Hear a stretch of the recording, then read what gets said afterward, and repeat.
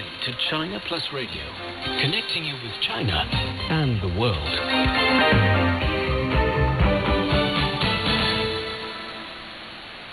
Now the news. I'm Lai Ming. Britain has decided to allow Huawei to have a limited role in building its 5G networks, despite pressure from the United States to block the firm. The BBC quoted a government statement saying that Huawei would be banned from supplying equipment at the core of the networks. It will only be allowed to account for 35% of the equipment in the periphery of the 5G networks and will be precluded from installing equipment near military bases and nuclear sites. Deaths from the ongoing coronavirus epidemic have risen to 106 in China, as confirmed cases rose to over 4,500. Officials said the deaths include the first fatality in Beijing and 24 more in Hubei province. Hubei is at the center of the outbreak of the new coronavirus, which began in December. Over 900 people are in a serious condition.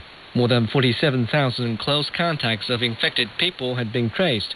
900 of them were discharged from medical observation on Monday.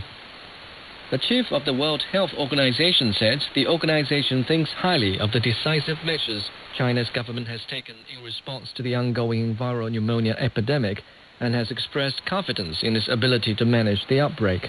WHO Director General Tedros Adhanom Ghebreyesus met with China's Foreign Minister Wang Yi after arriving in Beijing to discuss the outbreak of the new coronavirus.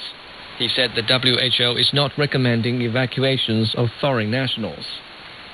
China's government has advised its citizens to postpone overseas travel to curb the spread of the novel coronavirus. The National Immigration Administration said the advice is meant to protect the lives and health of both Chinese and foreign citizens and to prevent unnecessary loss of life. The agency said that people who exhibit respiratory infection symptoms such as fever, cough, or difficulty breathing must immediately abort their travel plans and seek medical help.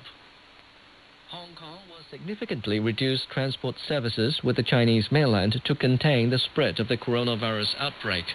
Hong Kong's chief executive Carrie Lam said on Tuesday that flights from the mainland to Hong Kong will be halved and that the high-speed railway will be suspended. Multiple ferry routes will also be suspended and the number of cross-border buses reduced. Lam also said that 49 mainland cities will stop issuing travel passes for individual visits by mainland residents to Hong Kong. China has approved a project to develop a vaccine targeting the novel coronavirus. A hospital in Shanghai will lead the effort. A trial vaccine could be ready for testing in less than 40 days.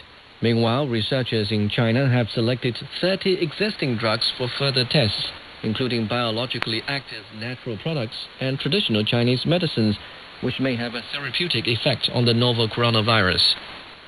The city of Wuhan will soon have 10,000 hospital beds reserved for coronavirus patients, as officials take steps to boost the city's overwhelmed health system.